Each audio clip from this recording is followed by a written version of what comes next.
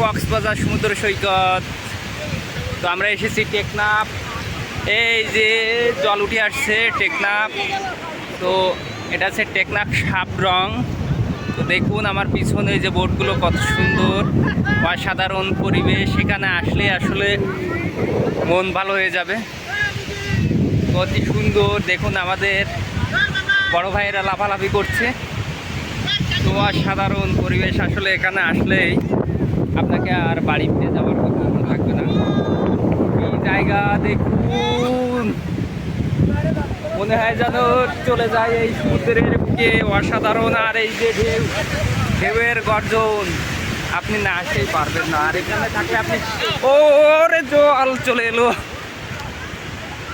আমি কিন্তু দৌড়ে উঠে এসেছি, আমার জুতো পায়ে আছে তার জন্য।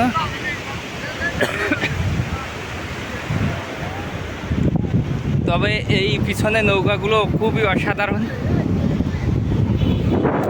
তো এখান থেকে যদি আপনি হেঁটেও বেড়ান তা আপনার ভালো লাগবে। পিছনে ঢেউগুলো দেখতে পাচ্ছেন কিনা, যেহেতু সামনের ক্যামেরা দিয়ে ভিডিও করছি সেহেতু একটু কম দেখা যাবে।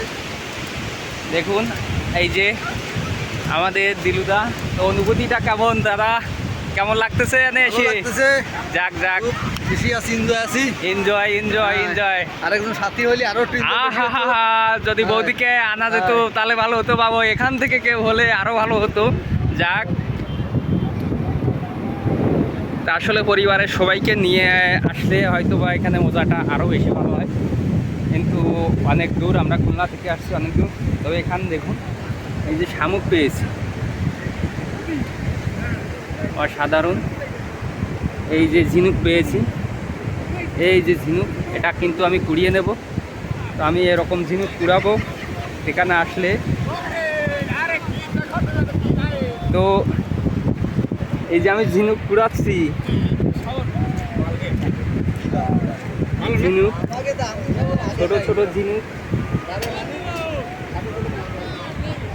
সাগর পাড়ে এসে যদি ঝিনুক না কুড়াই ভালো লাগবে না। তো আমি ঝিনুক কুড়াবো আমার মামনির জন্য। তা ভিডিওটা কেমন লাগলো বলবেন সবাই। ভালো লাগলে লাইক কমেন্ট শেয়ার দেবেন। ধন্যবাদ।